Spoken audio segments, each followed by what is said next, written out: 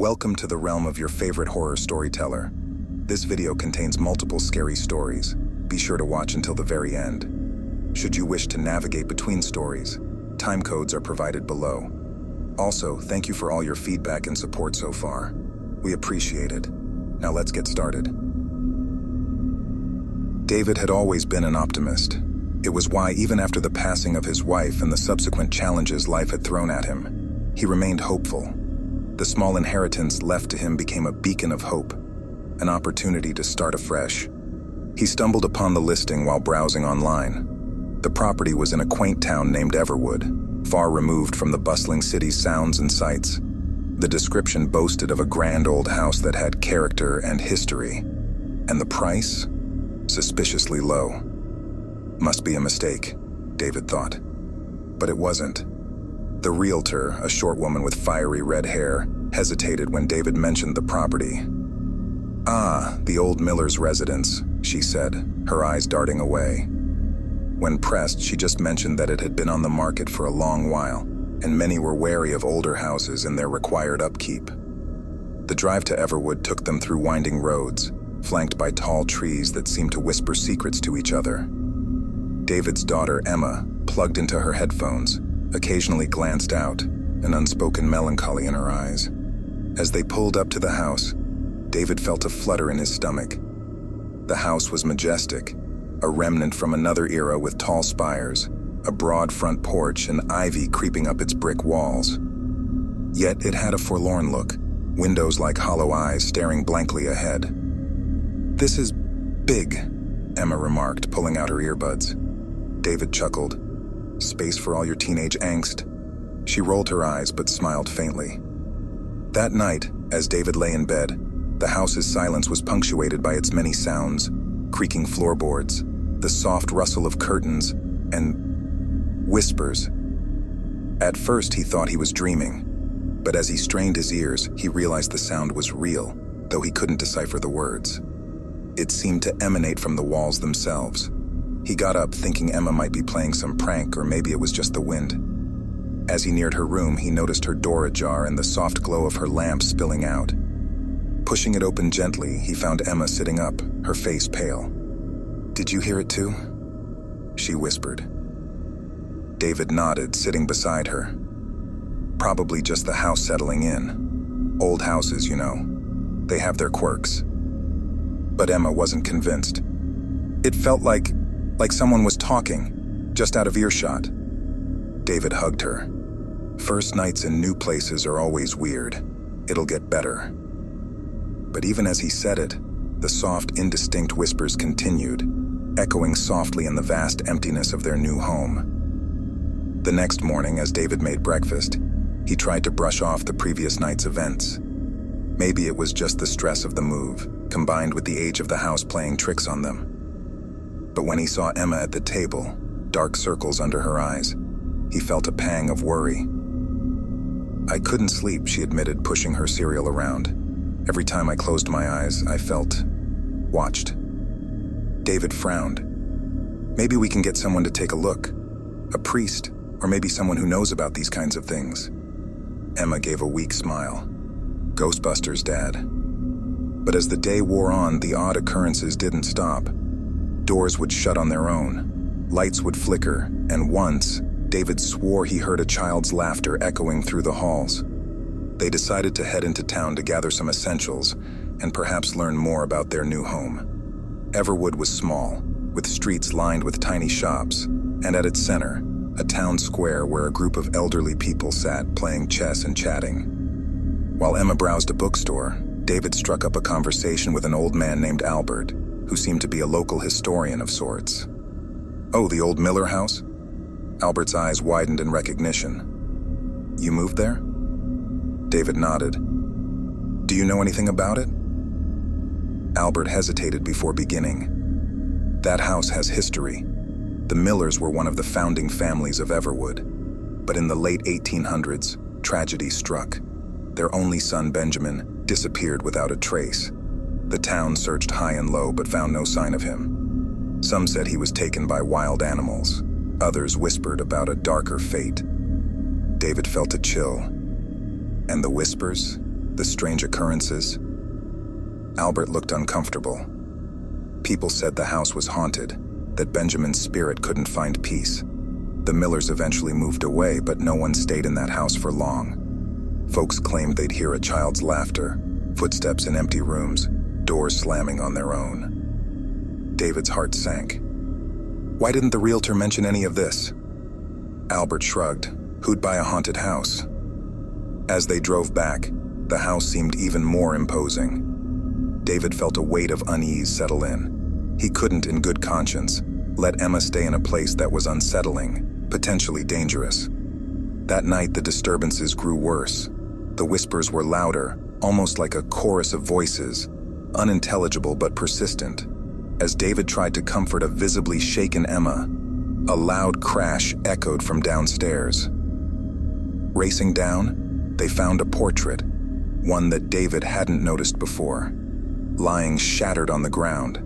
It depicted a family, and at its center, a young boy with piercing blue eyes that bore an uncanny resemblance to the ones David saw staring back at him from the darkness. The gravity of their situation had never felt so palpable. With every unsettling event, the walls of the Miller house seemed to close in around David and Emma. David knew they couldn't just pack up and leave, especially with all the money invested. But the safety and sanity of his daughter was paramount. Late that night, with Emma safely asleep in her room, David began scouring the internet for any mention of paranormal specialists. He stumbled across a forum where locals shared tales of the unexplained in Everwood. One name repeatedly came up: Dr. Eleanor Gray, a parapsychologist who had supposedly helped many in town with their supernatural predicaments. Wasting no time, David reached out to Dr. Gray, explaining their situation. To his surprise, she responded almost instantly, indicating she was well acquainted with the Miller house and its unsavory reputation. By the following afternoon, Dr. Gray, a tall woman with silver streaks in her raven black hair, stood in their living room. She had a stern but kind face and moved with a grace and confidence that momentarily put David at ease. "We'll start with a tour," she said, pulling out an assortment of tools that David couldn't begin to understand.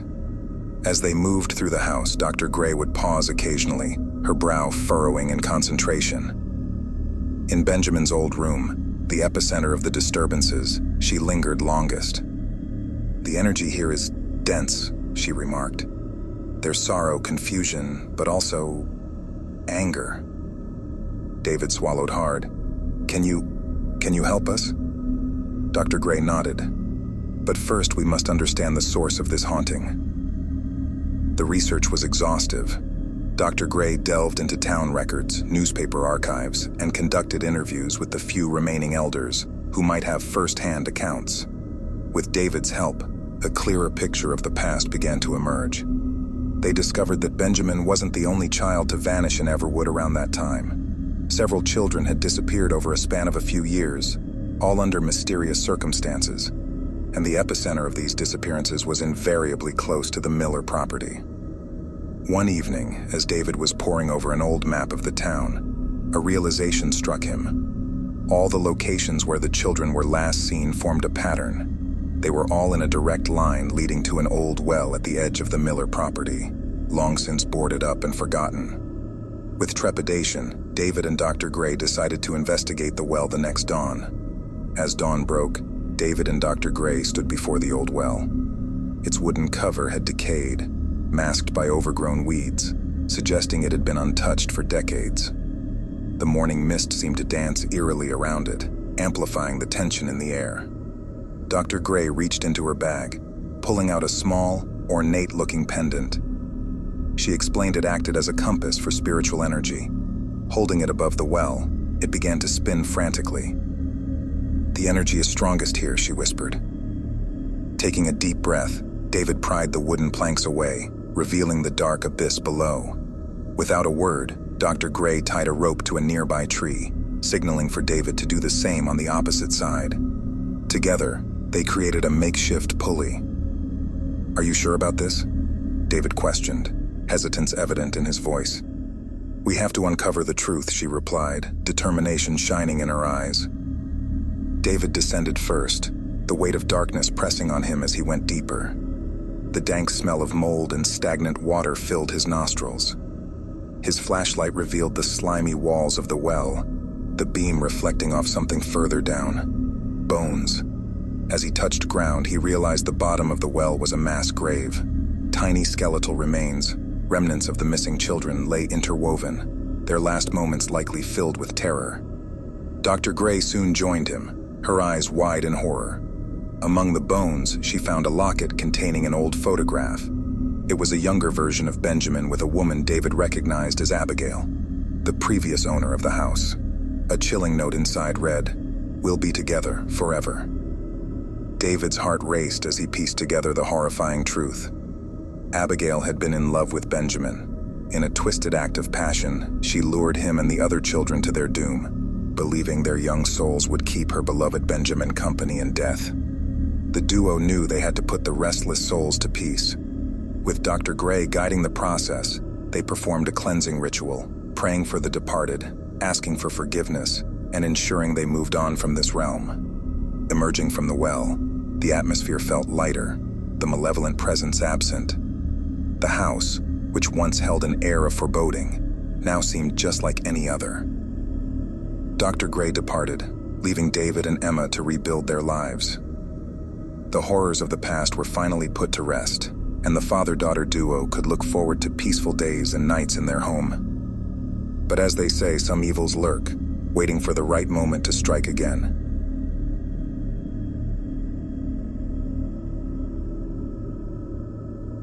The small town of Ashbrook was hardly the place you'd expect to find a state-of-the-art wax museum. Nestled between sprawling hills and dense forests, it was the kind of town most people passed without a second glance. However, it wasn't the scenic beauty that had brought Jonah and his friends to this remote location. Jonah, an aficionado of the macabre, had caught wind of an exhibition that promised an experience like no other. The online forum he frequented was buzzing with rumors of this museum's lifelike statues and its mysterious owner. The most compelling story, however, was that of two visitors who'd supposedly gone missing after their visit. "Are you sure this is the place?" Sarah asked skeptically, as their car pulled into the near-empty parking lot of the Ashbrook Wax Museum. "It has to be," replied Jonah with a twinkle in his eye.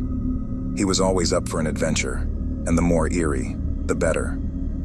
Mark chuckled. "Yeah, the place where people disappear. Sounds like a 5-star tourist attraction." Ava shushed him. "Come on, Mark, we're here now, might as well make the most of it." As they entered, the interior was dimly lit, casting eerie shadows on the wax figures.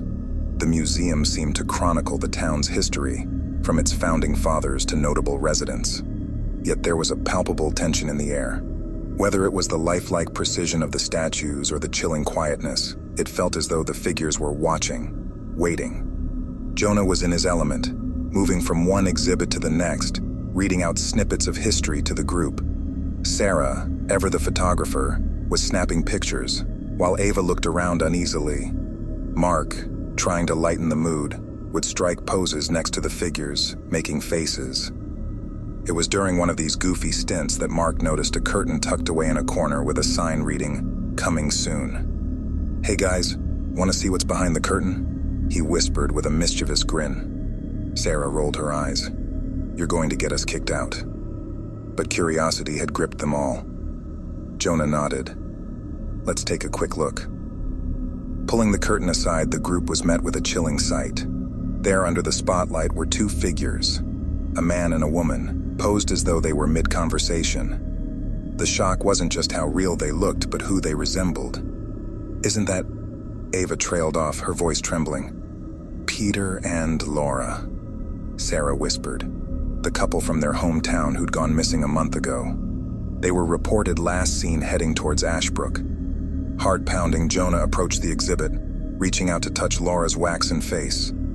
It felt cold, eerily smooth. "This can't be," he muttered. They were startled by a slow clap. Turning around, they saw an old man with silver hair and piercing blue eyes. Dressed in an old-fashioned suit, he looked like he belonged to a different era. "Mr. Graves," he introduced himself with a slight bow. "The owner of this fine establishment. I see you've found our newest exhibit." A remarkable likeness, isn't it? How did you... Jonah began, but the words caught in his throat. Mr. Graves smiled, revealing a set of unnaturally white teeth. I have my sources, and as you can see, my work is unparalleled. The group exchanged uneasy glances. Mark, trying to diffuse the tension, laughed. Well, you've certainly got a talent for making things lifelike. Mr. Graves simply smiled. Enjoy the rest of your visit, and remember, no touching the exhibits. The friends quickly moved away, the atmosphere now thick with unease. They decided to cut their visit short. However, as they approached the exit, a crack of thunder echoed through the town. Rain lashed down, making it impossible to leave. It looks like we're stuck here, said Jonah, peering out. Mark groaned. Of all the places. Little did they know that their night at the museum was about to take a sinister turn. The rain outside showed no sign of letting up, the droplets pelting against the windows like tiny fists. The four of them were huddled in the museum's lobby, watching as the electricity flickered, the dim lighting growing even more precarious. Jonah tried the main door, hoping to get a cell signal outside, but found it locked. That's odd, he murmured. Sarah looked up from her camera, reviewing the photos she'd taken. Maybe there's a back door or something. We can't stay here all night. Ava nodded in agreement. I'm not a fan of this place, especially after seeing that display. Mark, trying to lift the mood, said, Oh, come on, it's just a wax museum. What's the worst that could happen? A loud crash echoed through the museum, causing them to jump. The sound seemed to come from one of the exhibit rooms. What the hell was that? Mark whispered, regretting his previous bravado. Without waiting, Jonah led the way towards the sound, hoping it might be an exit or a staff member who could help. As they traversed the dim hallways, each wax figure seemed more sinister, their painted eyes tracking every movement. In the History of Ashbrook exhibit, a large glass display had shattered. Inside, there was a wax figure of a miner, but it now lay on the ground, as if it had tried to break free. The pickaxe, which was previously in its hand, was missing. That's not right, Sarah murmured, snapping a photo. Mark gulped. Who would do that? Before anyone could answer, a shadow darted past the entrance to the room. Ava screamed, pointing. There, did you see that? Jonah, trying to remain calm, said, It's probably Mr. Graves. Let's find him and figure out how to get out of here. As they continued their search, they came across a room labeled Workshop. Curiosity piqued. They entered, hoping to find clues. Inside, the room was a mess. Molds, sculpting tools, and unfinished wax figures littered the place. Sarah, looking closely at one of the molds, gasped, Guys, this looks like an actual face imprint. Ava looked horrified. You mean like a cast of a real person? Jonah didn't want to believe it, but connecting the dots in his mind, the evidence seemed clear. The lifelike figures, the missing couple resembling the statues, and now this. A noise from the corner of the room drew their attention. There in the shadows stood Mr. Graves, the missing pickaxe in his hand. Such a curious bunch, he said, his voice dripping with menace. I didn't expect you to discover my workshop. No matter, you'll make fine additions to my collection. With that, he lunged at them, pickaxe swinging. Mark, thinking quickly, grabbed a canister of sculpting fluid and threw it at Mr. Graves, temporarily blinding him. The group bolted from the room, trying to find a way out. Their hearts pounded as they raced through the museum. Everywhere they turned, wax figures seemed to be reaching out, their still faces mocking the group's desperation. They finally found themselves in a grand ballroom exhibit. In the center stood a magnificent chandelier. As they ran towards the exit, Mr. Graves appeared, cutting them off. Jonah, desperate, hurled a chair at the chandelier's chain. It crashed down, creating a barrier between them and their pursuer. Seizing the moment, they dashed through a side door, finding themselves outside in the rain, free from the museum's haunting grip. Without looking back, they ran towards their car, the tires screeching as they sped away from the horrors of the Ashbrook Wax Museum. Safe in their motel room, the four friends tried to process what had just happened. The room was dimly lit, the soft hum of the television in the background, and the rain still pattering against the window. Jonah sat on the edge of his bed, rubbing his temples. "We need to go to the police. That man is dangerous." Sarah was scrolling through her photos, her face pale. "Look at this." She showed the others a blurry photo of a figure standing behind a wax statue. The details were unclear, but there was something off about the figure. Mark squinted. "That looks like the missing couple." Ava shook her head, tears forming in her eyes. "This can't be real. It's like some twisted horror movie." Mark put his arm around Ava, trying to comfort her. "We'll figure it out. Let's just make it through the night and get to the police in the morning." Sarah frowned. "Wait a second, I have an idea." She connected her camera to the motel's TV and began browsing through her photos, zooming in on specific images. One image stood out, a framed newspaper clipping on the museum's wall titled, "The Mine Collapse Tragedy of Ashbrook." Jonah read aloud. In 1912, an unexpected mine collapse in Ashbrook trapped and killed 23 miners. Their bodies, buried deep beneath the earth, were never recovered. Mark made the connection. And that wax figure of the miner, with the pickaxe. Sarah nodded grimly. "I think Mr. Graves, or whoever he truly is, has a dark connection to that tragedy." Jonah continued reading. "Legend says that the trapped souls still wander the mines, seeking revenge on those above ground. The friends realized that their lives were still in danger. They weren't just dealing with a deranged man, but potentially vengeful spirits bound to the land by tragedy." Suddenly, the lights in the motel flickered, and the TV screen turned to static.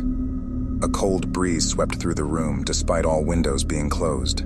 The faint sound of mining drills echoed, growing louder. Mark whispered, "They're here." Without warning, the room's door burst open, and dark, shadowy figures flooded in. The figures looked like miners with soot-covered faces and vacant eyes, wielding old mining tools. Ava screamed, "We need to leave now." Jonah, thinking quickly, remembered seeing an old salt circle protection ritual in one of the museum exhibits. Grabbing the salt shaker from the motel's mini kitchen, he quickly formed a circle around them.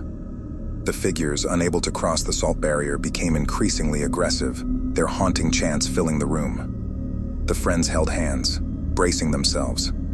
As dawn approached, the figures slowly started to fade away, their chants growing weaker.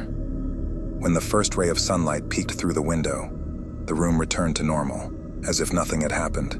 Sarah, tears streaming down her face, said, "We need to end this. We need to free those souls." Jonah nodded. "We have to return to the mines." The following day, the four friends ventured to the abandoned mines on the outskirts of Ashbrook. The entrance was concealed by overgrown foliage, but a faint path revealed frequent foot traffic, possibly from Mr. Graves or other curious souls. Sarah had brought her camera along, hoping to document their experience. Inside the mine, the temperature dropped considerably. The only light came from the flashlights they carried and the occasional glow of Sarah's camera. The walls whispered of ancient tales, and the weight of the tragedy that befell the miners was palpable. Jonah, being somewhat familiar with old mine layouts from his research, led the group deeper into the winding tunnels. There should be a central chamber, maybe a gathering spot for the miners, he mused. As they walked, Mark found old newspaper clippings and artifacts strewn about, possibly from Mr. Graves's collection. One such item was an aged journal, presumably belonging to a miner. It chronicled the days leading up to the collapse, and the last entry spoke of a foreboding feeling in the air. Reaching the central chamber, they discovered an old altar, with 23 candles placed in a circle, one for each trapped miner. The center held a pickaxe, eerily similar to the one seen with the wax statue. Realizing they had a limited window before the spirits returned, Ava proposed a plan. "We need to light these candles, pay our respects, and free these souls." Jonah began reciting an old miner's prayer he'd found during his research. As the words left his lips and the candles were lit one by one, the atmosphere grew heavy. Suddenly, the spirits of the miners appeared, surrounding them in a spectral dance of anger and sorrow. But as the prayer reached its climax, a blinding light radiated from the altar. The spirits, no longer bound by their tragedy, began ascending upwards, finally finding peace. However, the ordeal wasn't over. A chilling scream echoed through the mine. Mr. Graves, eyes wild with fury, charged at them, wielding the same pickaxe from the museum. Mark, thinking quickly, grabbed the miner's journal and hurled it at Mr. Graves, momentarily disorienting him. Ava, seizing the opportunity, pushed the altar, causing it to crash onto Mr. Graves, pinning him down. The friends made a run for the mine's exit, with the echoing screams of Mr. Graves slowly fading behind them. Emerging into daylight, they took a moment to catch their breath. Sarah, trembling, whispered, "We did it. We freed them." Jonah nodded, "But we can never forget what happened here." The four friends, forever bonded by their harrowing experience, decided to erect a memorial near the mine entrance. It served as a reminder of the tragedy, the souls they freed, and the day they faced pure evil and emerged victorious. Well, there you have it, folks. A tale that might just keep you up tonight. If you dare to hear more stories that go bump in the night, you know what to do. Hit that subscribe button and ring the notification bell so you won't miss out on any of our haunting adventures. Give this video a thumbs up if it sent a chill down your spine, and share it with those who could use a little scare. Remember, some stories are just tales, while others, well, let's just say you might want to keep that nightlight on. See you in the next video if you dare. Until then, sweet nightmares.